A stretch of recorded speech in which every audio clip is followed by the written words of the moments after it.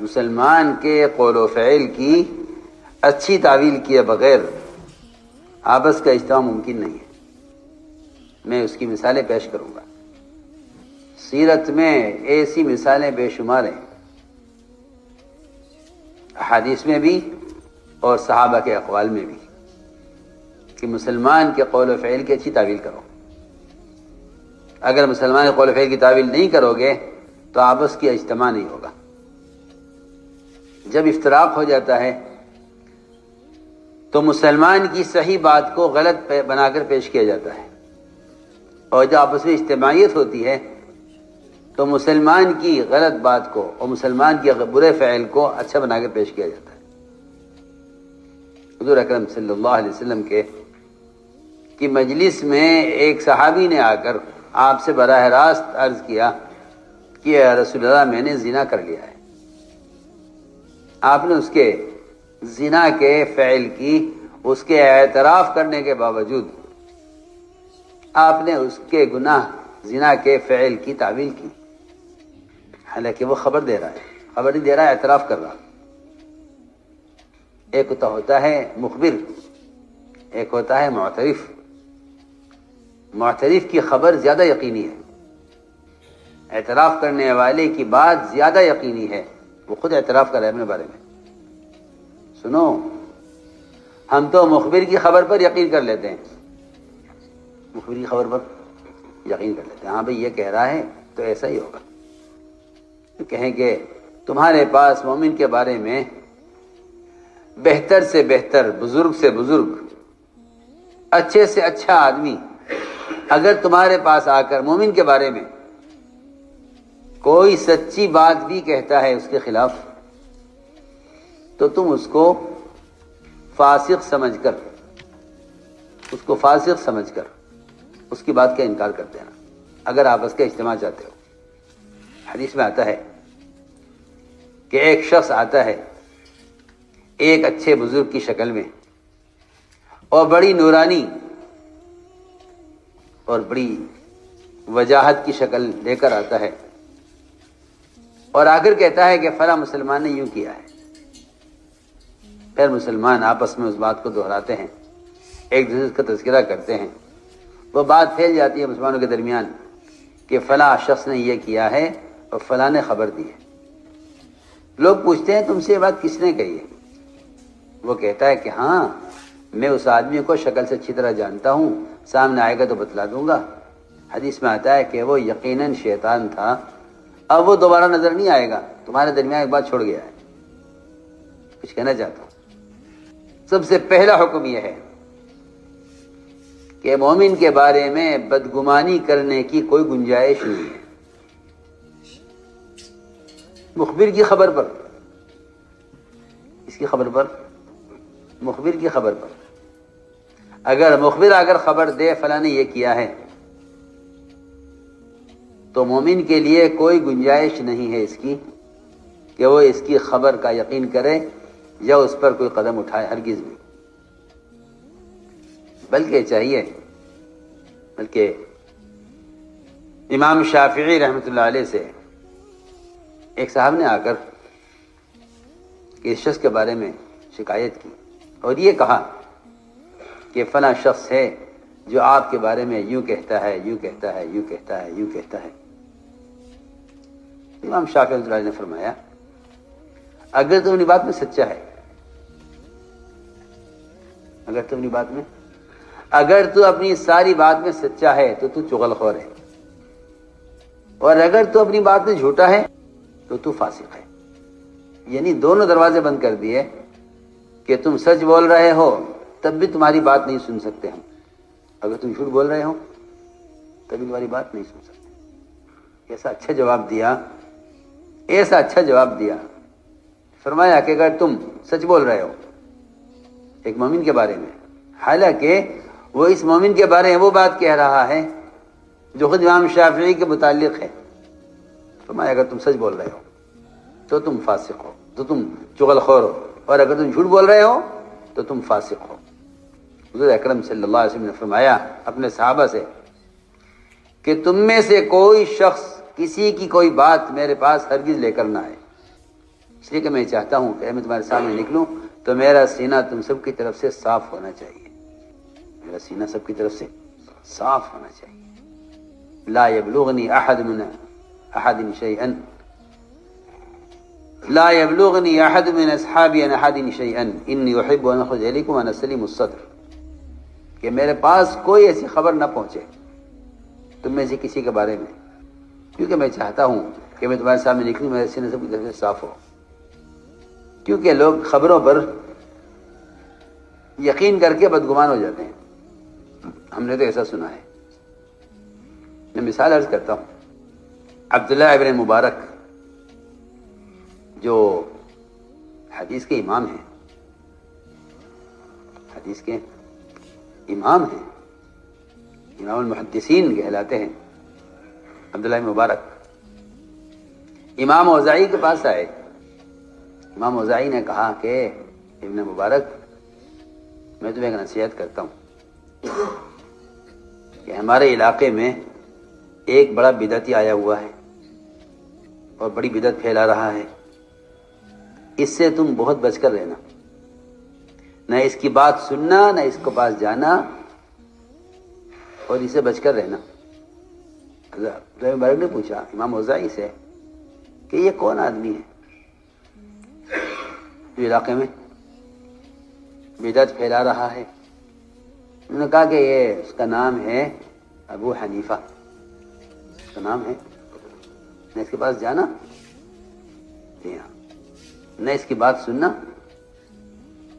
اور یہ بڑا بدعتی ہے۔ مبارک فرماتے ہیں کہ میں نے طے کر لیا کہ مجھے اس آدمی کو حقیقت بتلانی ہے۔ کہتے میں گیا اور میں نے 3 دن تک امام صاحب کے ایسے ایسے مسائل جمع کیے جو بہت ہی اہم مسائل تھے۔ 3 دن تک میں نے جمع کیے، ایک کاپی بنائی جس میں میں نے اہم سارے مسائل لکھے، اہم، اور جگہ جگہ کہیں کہیں نعمان یوں کہتا ہے، نعمان یوں کہتا ہے، نعمان یوں کہتا ہے، نعمان یوں کہتا ہے، اور میں اس کو کاپی کو ہاتھ میں لے کر امام اوزاعی کے مشین میں ٹہلنے لگا۔ ان کی نظر پڑی کاپی پر، پوچھنے لگے کہ خراسانی بھائی ہاتھ میں تمہاری کاپی کیسی ہے؟ کہنے کہ کچھ نہیں، کچھ فقہی مسائل ہیں میں نے اپنے لیے لکھے ہوئے ہیں، یہ مجھے دکھلانا، کہ میں نے کاپی ان کو دے دی۔ وہ صبح سے لے کے شام تک اس کاپی کو پڑھتے رہے، اور جب پوری ہو گئی تو مجھ سے یہ کہا کہ یہ کاپی جس شخص کی بھی ہے، جس نے بھی لکھوائے ہیں مسائل، جس کے بھی یہ مسائل ہیں، اس شخص کا علم سب سے زیادہ گہرا علم ہے۔ میں تمہیں نصیحت کرتا ہوں کہ اس آدمی کی خدمت میں جا کر رہو اور اس سے علمی فائدہ اٹھاؤ۔ خوب تعریف کی۔ پھر پوچھا انہوں نے امام اوزاعی نے کہ یہ تو بتاؤ یہ آخر یہ آدمی ہے کون؟ یہ آدمی ہے کون جس کے مسائل اتنے دقیق، اور اس کے استنباط اور مسائل کا نکالنا احادیث اور قرآن سے اتنی باریکی سے، آخر ہے کون یہ؟ تو عبداللہ مبارک نے فرمایا کہ یہ وہی شخص ہے جس کے بارے میں آپ نے مجھ سے کہا تھا کہ بدعتی کے پاس مت جانا اور اس سے بچ کر رہنا۔ تو میں نے عرض کیا کہ بعض مرتبہ لوگ سنی ہوئی بات پر ایسا یقین کر لیتے ہیں، جی ہاں، یہ وہ حقیقت سے بہت دور ہوتے ہیں۔ اس لیے میں نے عرض کی ایک بات کہ مسلمان کے بارے میں اگر کوئی آدمی خبر دے تو یہ کہیں کہ ایسے شخص کی خبر کا کبھی یقین نہیں کرنا چاہیے۔ حضور اکرم صلی اللہ علیہ وسلم کے یہاں زنا کا اعتراف کرنے والا خود حاضر خدمت ہوا اور عرض کیا کہ ایسا میں نے زنا کر لیا ہے۔ حضور اکرم صلی اللہ علیہ وسلم نے اس کے زنا کے اعتراف پر اس کے زنا کی تعویل کی، تعویل یہ کی کہ نہیں تم کیا جانو زنا کیا ہوتا ہے۔ میں نے کہا جی میں نے زنا کیا ہے۔ فرمایا تم نے عورت کو ہاتھ لگایا ہوگا، تم اس کو زنا کہہ رہے ہوں گے۔ میں نے کہا جی میں نے زنا کیا ہے۔ کہ تم نے عورت کو بوسہ لیا ہوگا، اس کو تم زنا کہہ رہے ہوگے۔ جی میں نے زنا کیا ہے۔ کہ تم نے عورت کو اشارہ کیا ہوگا آنکھ سے، اس کو تم زنا سمجھ رہے ہوگے کہ نہیں جی میں جانتا ہوں میں نے زنا کیا، نے زنا کیا۔ آپ نے ہر ممکن کوشش کی کہ کسی طرح یہ زنا سے انکار کر کے واپس چلا جائے، لیکن ایمان تقاضا کر رہا ہے کہ حد قائم ہو۔ زنا کرنے والے کا ایمان تقاضا کر رہا ہے کہ حد قائم ہو، اور حد قائم کرنے والا تقاضا کر رہا ہے کہ ایک مومن پر حد کیوں قائم کی جائے اور ایک مومن کو زانی ثابت کیوں کیا جائے، ایک مومن کو زانی کیوں ثابت کیا جائے، ایک مسلمان کو زانی کیوں کہا جائے۔ نبی کی تو کوشش یہ ہے کہ ایک مسلمان کو زانی کیوں کہا جائے، اور زنا کرنے والی کوشش یہ ہے کہ اس کا ایمان تقاضا کر رہا ہے کہ نہیں جہنم سے پہلے دنیا میں پاک ہو جاؤ، جہنم سے پہلے دنیا میں پاک ہو جاؤ، وہ اس کو تقاضا کر رہا ہے۔ حضرت علی کے یہاں چور پکڑ کر لایا گیا، کیا ہوا کہ جی اونٹ چرایا ہے۔ علی رضی اللہ تعالیٰ عنہ نے اس چور سے بات کی اور تعویل کی اس کی چوری کی، اور اتنی عمدہ تعویل کی، حضرت علی نے فرمایا کہ اونٹ سارے ایک سی شکل کے ہوتے ہیں، اونٹ سب ایک شکل کے ہوتے ہیں، تم نے اپنا سمجھ کر کھولا ہوگا، وہ کسی دوسرے کا نکلا، اس نے تمہیں چور کہہ دیا۔ یہ حضرت علی رضی اللہ تعویل کی، مومن کے فعل کی تعویل۔ حضرت علی نے کوشش کی کہ چوری ثابت نہ ہو۔ اس زمانے کے مسلمان، بلکہ اچھے پڑھے لکھے مسلمان کے گناہ کو ثابت کرنے کی کوشش کرتے ہیں کہ اس کا گناہ ثابت ہو، اور وہاں نبی سے لے کر صحابہ تک ہر ایک کوشش یہ ہوتی تھی کہ مسلمان کا گناہ ثابت نہ ہو، گناہ ثابت نہ ہو۔ اگر وہ اعتراف کر رہا ہے تب بھی اس بات کی کوشش کی جاتی تھی کہ نہیں اس کا گناہ ثابت نہ ہو، یہ انکار کرتے ہیں۔ حضرت رضی اللہ تعالیٰ نے تعویل کی، اور تعویل یہ کی کہ اونٹ سب ایک شکل کے ہوتے ہیں، تم اپنا سمجھے ہوگے، یہ دوسرے کا نکلا، لوگوں نے تمہیں چور کہہ دیا۔ چور نے کہا نہیں جی میں نے تو دوسرے کا سمجھ کر کھولا ہے، حالانکہ چور کو بچنے کا موقع دیا جا رہا ہے، لیکن وہ اس کوشش میں ہے کہ میں اگر یہاں آج بچ گیا تو کل آخرت میں کیا ہوگا۔ چنانچہ رضی اللہ تعالیٰ عنہ نے جلاد کو بلایا ہاتھ کاٹنے کے لیے، تیل گرم کرایا خون روکنے کے لیے، ساری تیاری ہو گئی۔ حضرت رضی اللہ تعالیٰ عنہ مجلس سے اٹھ کر چلے گئے یہ کہہ کر کہ میرے آنے تک کچھ نہ کیا جائے، پھر چلے گئے۔ تھوڑی دیر کے بعد واپس آئے، آ کر پوچھا چور سے بھئی کیا بات ہے، کیسے آنا ہوا؟ اس کو گویا اب تک کوئی بات ہوئی نہیں۔ اس سے پوچھا کیا تم نے چوری کی ہے؟ اس نے کہا نہیں میں نے کوئی چوری نہیں کی، میں نے تو چوری نہیں کی۔ رضی اللہ عنہ اس کو چھوڑ دیا، بھائی جاؤ چھٹی تمہاری، ادھر تیل گرم کیا ہوا ہے، ادھر جلاد منتظر ہے، حضرت علی حکم دے تو اس کا ہاتھ کاٹا جاوے۔ اس نے مجھے کوئی چوری نہیں کی، فرمایا جاؤ چھٹی تمہاری، تو چلا گیا۔ علی رضی اللہ تعالی سے لوگوں نے کہا مومنین اس نے تو اعتراف کر لیا تھا۔ فرمایا ہاں میں نے اس کے اعتراف پر اس کو پکڑا تھا، اس کے انکار پر اس کو چھوڑ دیا۔ مومن انکار کر رہا ہے نا، مومن انکار کر رہا۔ ایک مومن اگر اپنے گناہ کا انکار کر رہا ہے تو آپ کیوں مزید ہیں کہ نہیں آپ نے گناہ کیا ہے؟ اس کا مطلب یہ ہے کہ آپ مومن کی نجات اور اس کی عزت نہیں چاہتے۔ اگر مومن کی نجات عزت چاہے گا مومن کے فعل کی تعویل کرے گا، اس کے اعتراف کو قبول کرے گا۔ اس نے اعتراف کیا کہ میں نے چوری، اس نے انکار کیا میں نے چوری نہیں کی، چھوڑ دیا اس کو۔ تو میں عرض کر رہا تھا کہ یہ ہے کہ جب تک مومن کی قول و فعل کی تعویل نہ کی جائے اس وقت تک آپس کا اجتماع ممکن، یہ پہلی شرط ہے، یہ پہلی شرط ہے آپس کی اجتماعیت کے لیے کہ مومن کے قول و فعل کی تعویل کی جائے کہ نہیں مومن ایسا نہیں کر سکتا۔ اس لیے لوگ اڑتی اڑاتی خبروں پر یقین کر لیتے ہیں، اس لیے کہ شیطان سب سے پہلے مومن کے دل میں مومن کی طرف سے بدگمانی پیدا کرتا ہے. اس لیے حدیث میں حکم دیا ہے کہ مومن کے بارے میں ہمیشہ اچھا گمان کرو. مومن کے بارے میں ہمیشہ اچھا گمان کرو، کیسا بھی ہو، کہ مومن کے بارے میں ہمیشہ اچھا گمان کرو. مومن کے بارے میں ہمیشہ اچھا گمان کرو. کیوں؟ اس لیے کہ مومن کے بارے میں اچھا گمان کرنا شیطان کا مقابلہ کرنا ہے. اصل بات یہ ہے کہ اگر تم نے شیطان کا مقابلہ نہ کیا، اگر تم شیطان کا مقابلہ نہ کیا تو شیطان تمہارے درمیان عداوتیں، تمہارے درمیان نفرتیں پیدا کرے گا، تمہارے دلوں میں بدگمانی پیدا کر کے.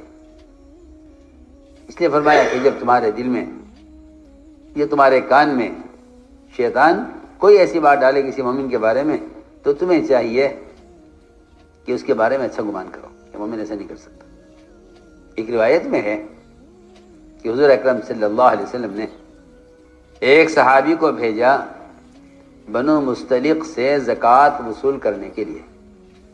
عجیب قصہ ہے کہ جاؤ اور بنو مستلق سے زکوٰۃ وصول کر لاؤ.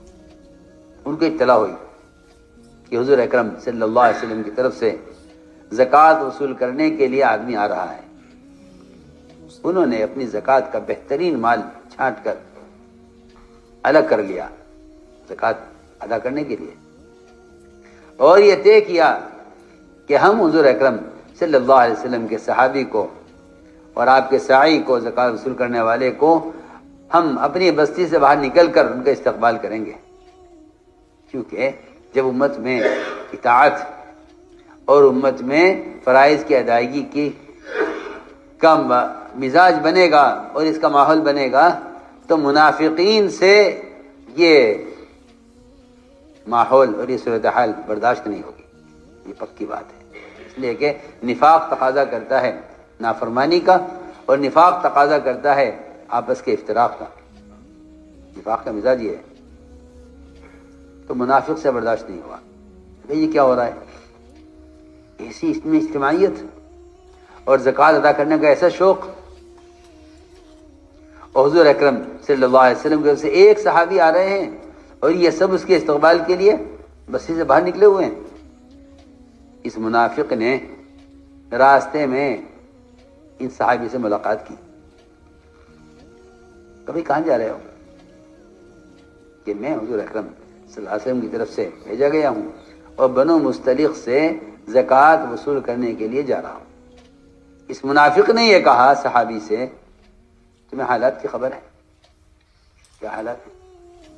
اسے اللہ معاف فرمائے. اس زمانے میں کیا عرض کروں، بڑے سے بڑے لوگ، علم، عقل، فہم رکھنے والے، کانوں کے اتنے کچے ہوتے ہیں کہ جس بات کو سن لیتے ہیں اس پر فیصلہ کر لیتے ہیں. حالانکہ حدیث میں آتا ہے کہ ایک آدمی کے جھوٹا ہونے کے اتنا کافی ہے کہ وہ سنی ہوئی بات کو آگے بڑھا دے. کفا بالمرء کذبا ان یحدث بکل ما سمع، کہ ایک آدمی کے جھوٹا ہونے کے اتنا کافی ہے کہ وہ سنی بات کو آگے بڑھا دے. چنانچہ یہ صحابی اکیلے منافق نے یہ کہا کہ تم کہاں جا رہے ہو؟ تمہیں معلوم ہے کیا حالات ہیں؟ بنو مستلق کا پورا قبیلہ زکوٰۃ دینے سے انکار کر رہا ہے.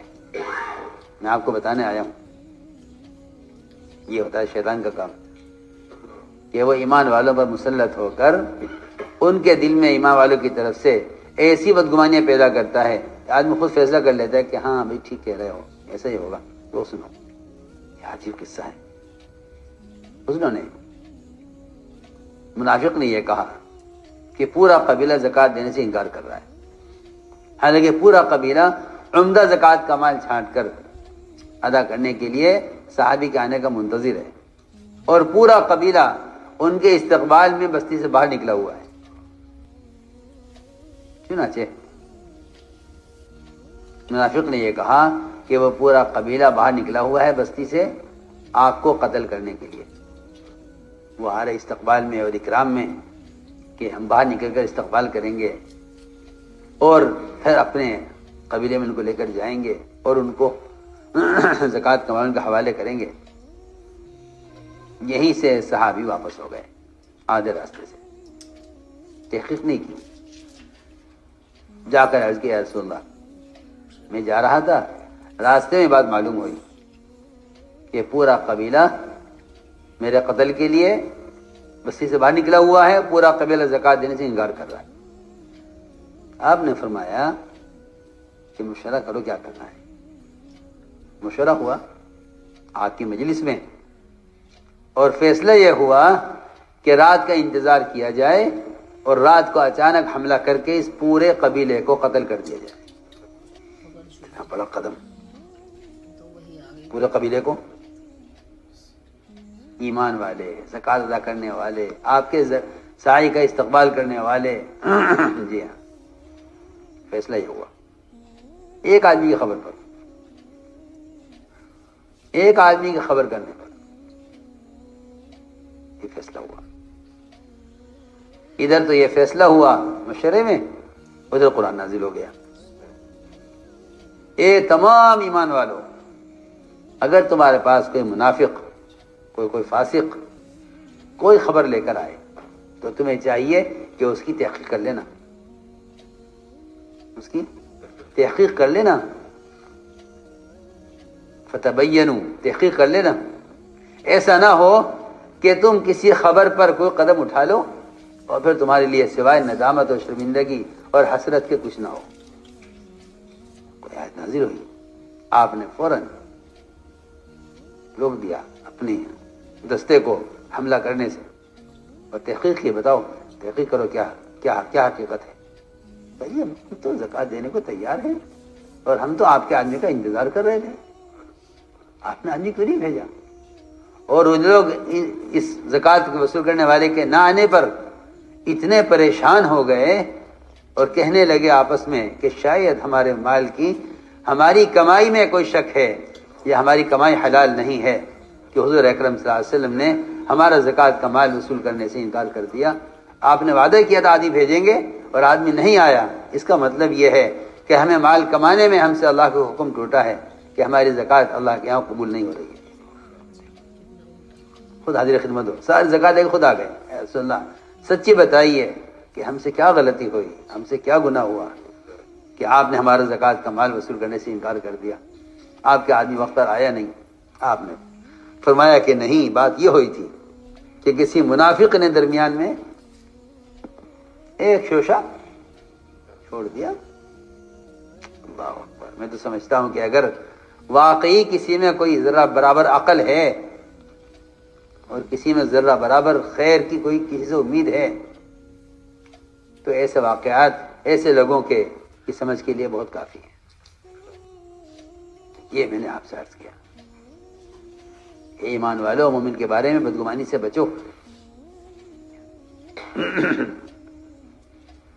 اس لیے کہ شیطان تمہارے دلوں میں ایسی باتیں ڈالے گا مومن کی طرف سے کہ جس سے تمہارے درمیان, آپ نے فرمایا کہ مجھے اس کا بالکل اندیشہ اور خطرہ نہیں ہے کہ عرب کی زمین میں بتوں کی پوجا کی جائے گی. مجھے اس کا خطرہ نہیں ہے. مجھے اس بات کا اندیشہ ہے کہ شیطان تمہارے درمیان تفریق اور تمہارے درمیان رنجشیں پیدا کرے گا. مجھے اس کا خطرہ ہے. اس کا خطرہ نہیں ہے کہ تم اللہ کے غیر کی عبادت کرو گے. تو میں نے عرض کیا کہ ایک بنیادی بات ہے یہ کہ مومن کے بارے میں ہمیشہ اچھا گمان کرو. اس لیے قرآن نے شروع یہاں سے کیا ہے. پہلے, سب سے پہلے دلوں میں مومن کے ساتھ آنے والے خیالات, اس سے اپنے آپ کو بچاؤ. اس لیے کہ بعض بدگمانیاں وہ گناہ ہوتی ہے. ولا تجسسوا, جب خبر آتی ہے کوئی تو آدمی تحقیق کرتا ہے کہ بھئی چلو تحقیق کرو. کہ نہیں, تحقیق کرنا مومن کے گناہ کو ثابت کرنے کے لیے نہیں ہے. تحقیق کرنا تو فاسق کے فسق کو ثابت کرنے کے لیے. دیکھو فرق دیکھو. ورنہ امام اور قاضی کو بھی اس کا حکم نہیں ہے کہ وہ کسی مجرم کے جرم کی تحقیق کرے. ہاں, مسلمان کی جان مسلمان کے مال کے ضائع ہونے کا اگر اندیشہ ہو کہ تحقیق نہ کی گئی تو مسلمان کی جان یا مال ضائع ہو جائے گا، تو تحقیق کرنے کا حکم ہے، ورنہ قاضی کے لیے بھی جائز نہیں اور امام کے لیے بھی جائز نہیں کہ وہ کسی مسلمان کے گناہ کی تحقیق کرے۔ سنو میں کیا کہہ رہا، گناہ کی تحقیق کرنے کا حکم نہیں ہے، گناہ کی تعویل کرنے کا حکم ہے۔ گناہ کی تحقیق کرنا حرام ہے اور تعویل کرنا ثواب ہے۔ مسلمان کے گناہ کی تحقیق کرنا حرام ہے اور مسلمان کے گناہ کی تعویل کرنا ثواب ہے۔ سنو غور سے بات، مسلمان کے گناہ کی تحقیق کرنا حرام ہے جی، فلاں مسلمان نے یہ گناہ کیا ہے، تحقیق کی اجازت نہیں، تحقیق کرنے کی اجازت ہی نہیں ہے۔ ہاں، فلاں مسلمان نے فلاں مسلمان کا مال قبضہ لیا ہے، یہ تحقیق کرو، لیکن گناہ کی تحقیق نہیں۔ جہاں مسلمان کے جان اور مال یا اس کی عزت کی کو خطرہ ہے وہاں تحقیق کرنے کا حکم ہے، اور اگر یہ بات نہیں ہے تو مسلمان کے گناہ کی تحقیق کرنے کی کوئی گنجائش نہیں ہے۔ مایا ولا تجسسوا ولا تجسسوا، مسلمان کے گناہ کی تحقیق مت کرو، مسلمان گناہ کی تحقیق مت کرو۔ کیوں؟ اگر تحقیق کرو گے،